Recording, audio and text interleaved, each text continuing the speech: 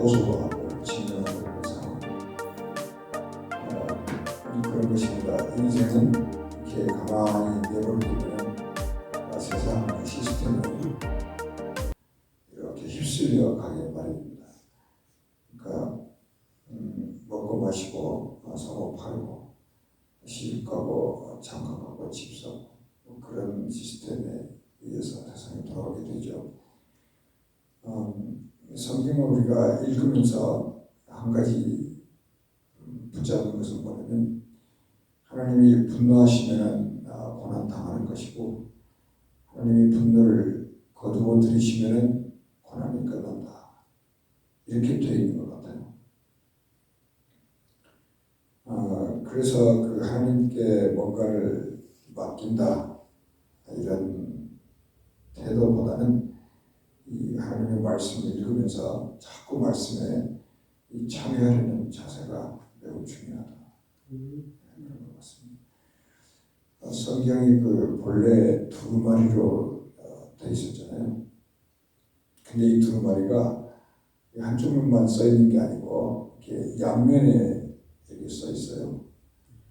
그러니까는 이렇게 축복과 저주가 돼 있고 기쁨과 슬픔으로 돼 있다고 보고 구원하면 심판 이런 식으로 순종하면 복이고 불순종하면 복이 아니다 이런 식으로 항상 양면이 공평하게 쓰여 있다는 그런 의미로 두루마리로 된 성경이 양면에 쓰여 있다 이렇게 계시록에서 말하고 있죠. 그래서 우리의 성경과 이 인생이 둘둘둘둘 함께 말려가면서 살아가야 되겠다 하는 결심을 하는 거 굉장히 좋은 일이다라고 생각합니다.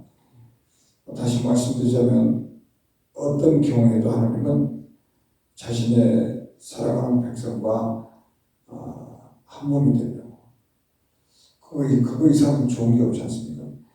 그렇게 하시려고 처음부터 작정했어요. 창세기에 보면은 남자가 부모를 떠나 그의 아내와 합하여 둘이 한 몸을 이룰지니라 그랬지 않습니까? 이게 아담을 창조해 놓으시고 하와를 만드시고 하나님이 기대했던 건데 에덴 동산이 사탄에 의해서 초토화 되므로 그 모든 계획이 다 수포로 돌아가게 됐어요. 그래서 하나님은 둘째 아담을 보내셔가지고 우리와 한 몸 되게 하는 그 꿈으로 성령을 보내셔서 하나님의 계획을 다시 이루어 가신다. 그러니까 하나님은 계획하신 것을 처음에는 안 되는 것 같은데 반드시 그의 계획대로 행하신다 이런 겁니다.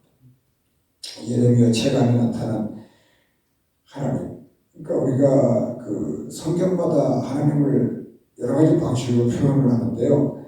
특히 예레미야는 하나님이 누구시냐라고 물을 때 심판의 하나님이다, 회복의 하나님이다 라는 말이 맞는데요. 그걸 비유로 설명할 때 하나님은 토기장이다 이렇게 설명을 하고 있어요. 그 예레미야가 사용하는 단어가 하나님은 토기장이야 이렇게 설명했어요. 그러면서 이스라엘 백성들에게 알아듣기 쉽게 지금 말하려고 하는 겁니다. 그러니까 무슨 뜻이냐면은 하나님은 토기장이고 우리는 뭐라는 얘기인가요? 토기라고 하는 것이죠. 그게 토기라고 하는 거예요. 그러니까 이 하나의 상징을 통해서 예레미야가 받은 하나님의 말씀을 전체적으로 설명하고 있다. 무슨 말이냐면 하나님이 토기장이고 너희는 토기니까 하나님이 하신 대로 가만히 있으라는 것입니다. 하나님이 그러니까 뭐냐면 가만히 있어야 되는데 사람이 견딜 수가 없지 않습니까? 이유 없는 아픔이 오고 가만히 좋다가도 어느 순간에 또 안 좋아지고 이런 일이 있다는 거죠. 그러니까 하나님 앞에 그 잠잠하라 이런 말을 이 말이 이제 너는 토기다 이런 뜻이에요. 잠잠해라. 그러니까 기도하는 일 이외에는 할 수 있는 것은 아무것도 없다. 이것을 인정하자는 거죠. 그걸 받아들여요. 그러니까 일일이 사람들이 무슨 말을 할 때 세상은 거기에 대해서 꼭 이 대꾸를 하죠. 대답을 하고. 그런데 지금 상황은 토기의 상황이기 때문에 말대꾸를 하면 같이 무너지니까 하나님이 하는 대로 잠잠히 있어라. 그것이 하나님 나라에 참여하는 방법일 수 있다. 오늘날 이 교회와 같은 이상한 현상, 이런 현상을 돌파하는 길은 기도위에는 찬양할 방법이 없다는 거예요. 그러니까 기도하는 우리가 이 세상을 헤쳐나가거나 또는 이길 수 있는 유일한 방법은 뭐냐면 기도해서 반드시 응답을 받고 축복을 받는 거예요. 그 응답과 축복이라는 게 이 남이 모르는 걸 가지고 있다는 거거든요. 그러니까 기도할 이유가 있다는 거예요. 그러니까 사람들은 자기 자신을 위해서 일생을 살려가는데 기도하다 보니까 내 이웃에 대해서 관심이 가져지고 그를 위해서 기도하게 되고 이렇게 된다는 거죠. 그래서 우리가 기도하는 중에 응답을 받고 응답을 받으면요 사람이 변화를 받게 돼요. 그리고 그 방법밖에 없는 것 같아요. 자꾸 말을 많이 하고 이것보다는 이 기도에서 하여간 잠잠히 토기장이신 하나님을 바라보면서 응답받는 그런 복, 그런 상황이 우리를 이끌어가신 하나님의 계획 속에 있다. 예레미야서를 읽으면서 생각을 하게 됩니다. 그런데 예레미야 자신도 평생을 하나님만 섬기며 살아왔지 않습니까? 근데 그 자신이 진짜 하나님의 토기장이시고 예레미야 스스로 말하기를 자기 자신이 토기가 되는 데까지는 일생이 걸린 문제였어요. 그러니까 어느 순간에 하나님이 시킨 대로 하겠습니다. 죽으면 죽고 살아가면 살아겠습니다. 이렇게 된 게 아니에요. 그의 일생 동안 그의 가문대대로 제사장의 집안 아니었습니까? 이스라엘이 가장 좋아하는 가장 우러러오는 그런 집안의 아들이었어요. 그런데도 이 예레미야가 토기가 되는 데는 일생이 걸렸다. 오늘 3장에서도 겨우 한 가지를 깨달아요. 그러니까 우리가 잠깐이라도 사람은 그거거든요. 너는 토기인데 이 사람은 자기가 뭐 좀 좋게 되면은 자기가 토기장인 줄 착각을 해요. 그리고 에덴 동산 무너진 것처럼 옆에서 이 옛뱀 마귀 사탄이 자꾸 하나님이 되라고 뒤에서 부채질합니다. 그러니까 거기에 덕함한 유혹에 홀딱 넘어가서 무너지는 게 사람이에요. 아주 한순간이에요. 근데 이런 유혹 시험을 예레미야가 계속 이스라엘의 그 전쟁과 아픔의 상황을 겪으면서 하나님의 축복을 받았다는 게 그런 거예요. 그 무너지는 상황을 보면서 너도 무너진다는 거죠. 그러면서 네가 토기라고 하는 것을 알라는 거예요. 이거 한 가지 가르쳐준다는 거죠. 그러면 하나님을 믿을 의미가 있었다는 거예요. 그러니까 언제든지 선줄로 알면 넘어질까 조심해요. 인류의 최고의 적이 뭐냐면 오만이고 교만이거든요. 근데 이게 복이 없는 경우에 이런 일이 벌어진다. 근데 사실 복이 있는데 이런 일이 일어나거든요. 시편 1편에 일종의 디클러레이션 같은 말씀이 말하면 1편 1절이 뭐죠? 복 있는 자는 뭐라 그래요? 악인의 꾀를 쫓지 아니하고 오만한 자의 자리에 앉지 아니하고. 그렇죠? 여호와 죄인의 일에 서지 아니하고 여호와의 율법을 주야로 묵상하는 자다. 이게 굉장히 쉬운 것 같은데 쉽지 않은 것 같아요. 사도 바울도 이 문제, 내가 토기장이가 되려고 하는 이유, 뭔가 높아지려고 하는 이유, 뭔가가 다른 사람보다 위에 있으려는 이유와 시험이 나는 그러고 싶지 않거든요. 하나님은 낮아지라고 그랬으니까. 근데 다른 게 자꾸 나를 유혹한다는 거죠. 내 복을 뺏어가요. 내가 정말 토기로 일생을 한번 살아보고 싶은데 그거 못하게 하려. 어떻게 적당히 너도 섞이고 하나님도 섞여가지고 어물어물하면서 한번 버티면 좋잖아. 이게 아니라는 거야. 그래서 이 예레미야의 이 눈물의 노래, 이 슬픔의 노래는 이 예레미야가 자기가 한번 정말로 통으로 살아볼 수 없을까, 그 기도 제목이었다는 생각이 듭니다. 그래서 우리가 오해하지 말아야 되겠다. 나는 톡전이가 아닙니다, 하나님. 저는 톡이에요. 그러니까 불쌍히 여기서 나를 도와주세요. 그런데 이 톡이가 뭔가 마음에 안 들 때 하나님이 분노하시기를 이 토기 진흙을 다 뭉개가지고 새로운 토기를 만드시겠다는 거거든요. 이게 슬픔 속에 괴로워하고 있는데 더 큰 슬픔이 다가올 수 있다는 거예요. 이만큼 하나님은 우리를 사랑하셔서 네가 토기인 것을 알아라. 아멘. 그러면서 하나님이 윽박지른 하나님은 아니시거든요. 그것을 알도록 하기 위해서 하나님은 계속 넘치는 긍휼과 사랑으로 예레미야를 이끌어 가신다는 거죠. 그 어려운 상황에도 하나님은 예레미야에게 그렇게 말해요. 네가 내 말을 듣고 내게 돌아와 내게 순종하면 천지가 없어져도 내가 너 하나는 구원하겠다. 아멘. 참, 이 말씀을 들으니까, 이런 말씀을 기도 중에 갖고 있으니까 우리가 오늘도 살아있는 거예요. 그래서 예레미야가 들었던 말이, 나는 내게 그래서 부르짖으라. 네가 알지 못하는 크고 비밀한 일을 보여주라. 여기서 크고 비밀한 일이라는 게 제가 볼 때는 두 가지예요. 하나는 정말로 이스라엘이 바벨론의 포로로 끌려갔어요. 역사적으로 사실입니다. 이거. 그런데 70년 만에 포로에서 돌아오게 했어요. 이게 크고 비밀한 일이었어요. 또 하나의 크고 비밀한 일은 이 예레미야가 진실한 하나님을 만나서 그가 내가 톡이다 라고 선언하는 그 순간이에요. 그게 크고 비밀한 일이 아니었어요. 여러분 그 3장 8절에 보시면 이 예레미야를 어저께도 말씀드렸지만 누구냐? 그는 토기가 되기 위해서 기도하는 사람이었다. 그렇게 말씀드렸어요. 그래서 여러분 3장 8절 말씀을 보세요. 내가 같이 읽겠습니다. 내가 부르짖어 도움을 구하나 내 기도를 물리치시며, 이런 거예요. 하나님의 비로소가 아니라 살아가는 예레미야의 기도를 계속 물리쳐요. 그러니까 뭐냐면 예레미야를 훈련시키는데 구덩이에 넣기도 하고 죽이기도 하고 살리기도 하고 허리에다가 화살을 쏘아버리기도 하고, 아주 그냥 이 본문에도 이런 단어가 나와요. 하나님 왜 나를 타겟을 삼아가지고 왜 나한테만 그러시냐. 정말 못 견디겠다고. 제발 정말 더 이상 하나님의 이름을 부를 수 없다고.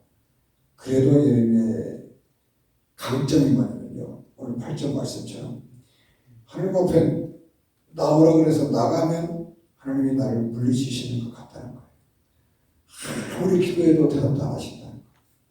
그리고 하나님은 내 앞에서 엄청나게 분노하고만 계신다. 이걸 전부 그가 말씀을 감동받으면서 기록했다는 거예요.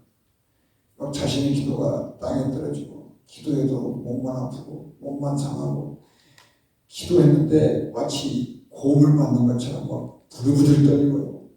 괜히 기도했는데 막 분위기가 막 얼어붙고, 마치 뭐 하나님이 내 뒤를 따라다니면서 응답을 막 뺏어가고 막 응답을 가로채고 막 그런 하나님인 것처럼 기도를 막 가로막는 이런 하나님을 경험하면서 17절에 보시면, 17절 보실까요? 주께서 내 심령이 평강에서 멀리 떠나게 하시니 내가 무엇을 던져버렸다는 겁니까? 법을 던져버려. 다 필요 없다는 거예요. 그러니까 이 예레미야의 이 피타는 이 마음이 이렇게 필요한데요.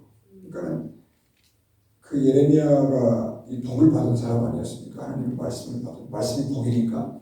근데 이제 그것도 다 너무 고통스러워서 던지게 됩니다. 그러니까 모든 소망이 끊어졌다고 이 선언을 했다가 또 기도해요. 이겁니다. 그러니까 모든 상황 속에서 이 예레미야가 한 가지 얻은 것은 어떤 경우에도 이거 이외에는 방법이 없구나. 이것을 아주 몸에다가 인이 박히도록 배우는 거예요. 그렇기 때문에 거기 또 기도하죠. 21절에 보니까 이 보시면 이것을 내가 내 마음에 담아두었다. 이것은 뭐냐면 내 마음에 있는 고초, 고난, 쑥, 담집 이런 거 있죠. 예수님 생각하시면 돼요. 그래서 오히려 이것이 어느 순간에 소망이 되었다. 이제 거의 끝이 왔다. 그러니까 그 고통, 어려움 속에서 엄청나게 견딜 수 없는 시간을 지나면서 21절에 이제 전환점을 마련했다. 이것입니다. 그러니까 여러분, 이 낙심할 수 없는 것은 이 크고 비밀한 일을 예레미야가 경험한 거예요. 아, 이제 다 된 거야. 그 시간을 지나게 하신 하나님이 감사합니다. 이 고난의 터널을 지나게 하신 하나님이 감사합니다. 그게 무슨 일이에요?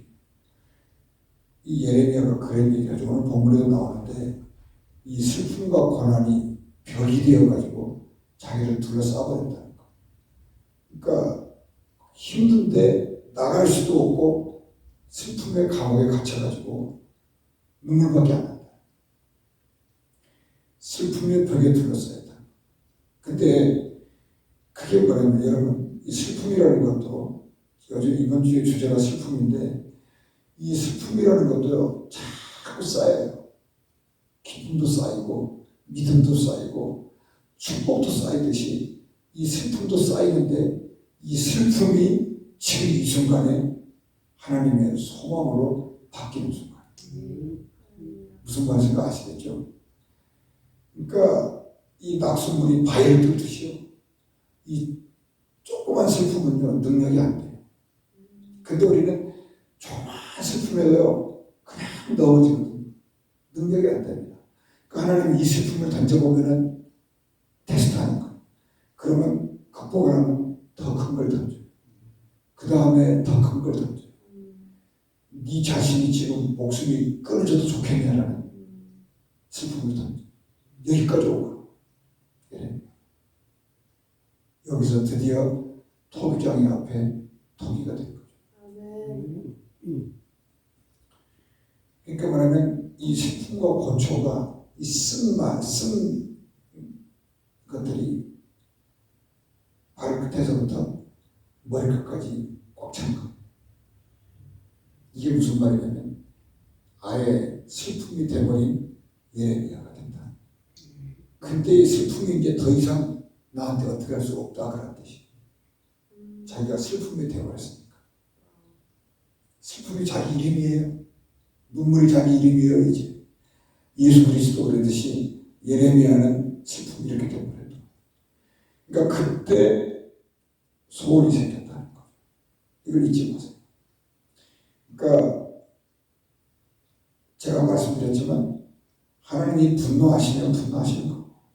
하나님의 분노를 거두시면 분노가 없어진다. 지가 하늘을 알았다는 거. 그래서 이 탄식에서 소망으로 바뀌었는데 그 원인을 예레미야가 깨달았는데 그것은 무엇 때문이냐? 고난 때문이었다 이렇게 말했어요. 그러니까 다윗도 고난이 내게 유익이라. 이 말씀의 뜻을 아시겠죠? 그냥 뭐 가만히 있다가 고난이 왔는데 내가 알아들었다 이런 가벼운 고백이 아니라 인생 전체가 걸린 고백이었다. 그래서 여러분 이 고난을 이기는 비법이 있다면 뭘까요? 그것은요 어떤 고난이 오더라도 피하지 마라. 하나님 살아계십니다. 하나님이 성령이 붙들어 지켜주실 거니까. 우리 인생은 지금부터 답이 없었으니까 고난을 받아들이고 억셉하시라. 근데 고난을 붙들고 계속 예레미야처럼 하나님이 물리쳐도 또 기도, 물리쳐도 또 기도. 이게 굉장히 아름다운 하나님과의 씨름 아닙니까? 기도하는 것밖에 없다. 그래서 오늘은 이 기도라고 하는 것이 그냥 단순히 들려서는 안 되겠다 이 생각을 합니다. 이 고난의 정점에 있던 분이 누구였어요? 예수님이죠. 그래서 예수님이 뭐라고 그러냐면 이 무게를 마음에 안고 한 말씀 하세요. 기도 이외에는 이런 누가 나갈 수 없다. 그 하신 말씀이 바로 이거예요. 그래서 여러분, 고난을 수용한 사람을, 고난을 피하지 아니했던 사람, 그 사람이 누군가요? 예레미야였다. 그래서 이 예레미야를 붙잡고 있던 슬픔과 원망과 서름과 배신감과 이 모든 것들이 이게 떠나갔던 것이 아니고, 우리는 떠나가라 이러잖아요. 근데 오늘 아침에 본문은 그게 아니고 오히려 그 아픔들이 머리 꼭대기까지 차올라서 소망으로 바뀌어버린 것을 예레미야가 경험했다. 할렐루야. 그래서 여러분 22절을 한번 보세요. 여호와의 인자와 긍휼이 뭐 하신 것? 뭐 한다고 그랬어요? 무궁하시다. 그 반대로 뭐라고 써있냐면 우리가 진멸되지 아니함입니다. 이게 두 번째 메시지예요. 오늘 두 번째 메시지. 여호와의 긍휼, 여호와의 사랑은 끝이 없어요. 그걸 알았다는 거예요. 정말로 알았다는 거예요. 그냥 종교적으로 알았다는 게 아니에요. 그 일상의 몸으로 그걸 알았다는 거예요. 예수님처럼. 근데 그게 무슨 뜻이었냐?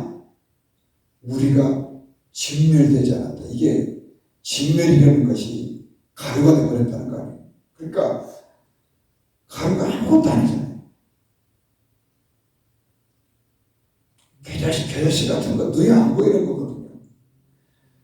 근데 역사적으로 다 진멸되어 버린 것 같았는데 선지자의 눈에는 우리가 진멸되지 않았어요. 진짜 이 가루라도 하나 남아있어요. 사람들은 다 그냥 옷에도 먼지처럼 먼지만큼이라도 남아있다는 거죠. 이게 희망이야. 이스라엘은 그 엄청난 그루통이라도 남아있어요. 이렇게 봤죠. 근데 예레미야는 이 유다 예루살렘이 먼지같이 남아있다. 이런 게 이 성령의 눈이에요. 토기가 된 거라고요. 이게 예레미야가 이제 토기가 됐어요. 눈에 보이지도 않을 만큼 가짜는 것. 그것이 하나님의 소망에 붙으면 엄청난 폭발력이 생긴다는 것. 그것을 여기 22절에 뭐라고 했냐면 하나님은 인자와 긍휼이 넘친다 이렇게. 이게 두 번째 메시지. 하나님을 만나라. 저부터 시작했어요. 그러니까 둘째로 그거를 만나고 나니까요. 23절에 한번 보시면 같이 읽겠습니다. 이것들이 아침마다 새로운 주의 성취하시니 그시옵소이다. 이겁니다.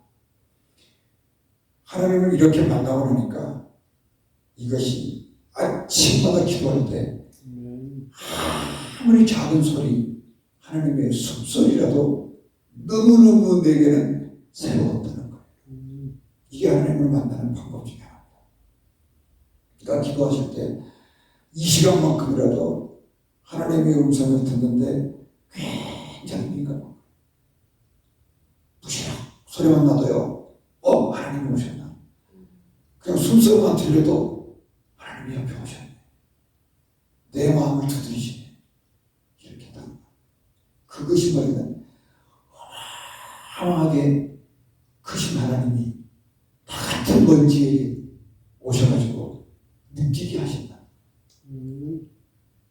민들레 시대가 날아갔는데 어디에 붙어있는지 아무도 그 소리를 듣지 못해요. 근데 어느 날 봤더니 민들레거든. 이게 하나님이시다. 다 이랬어도 주 손잡고 나가시면 일어난다는 겁니다. 이것이 우리의 믿음이 회복되는 과정이에요.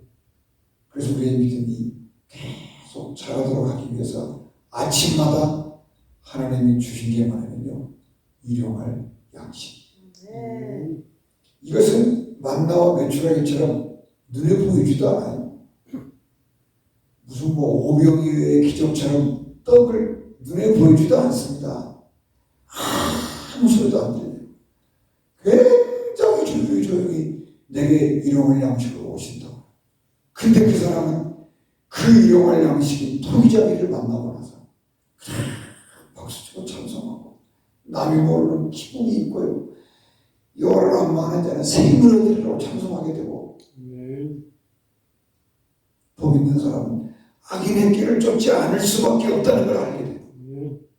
이 복을 추구하고 나가시는 사랑하는 토기가 되는 토기장의 아들이 되시기를 주의 이름으로 축원합니다. 은혜로우신 우리 아버지 하나님, 이 아침에도 감사합니다.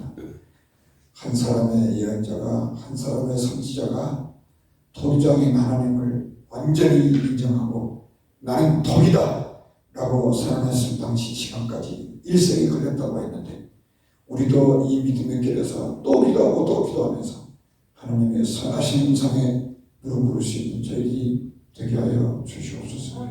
주님 감사드리며 주 예수 이름으로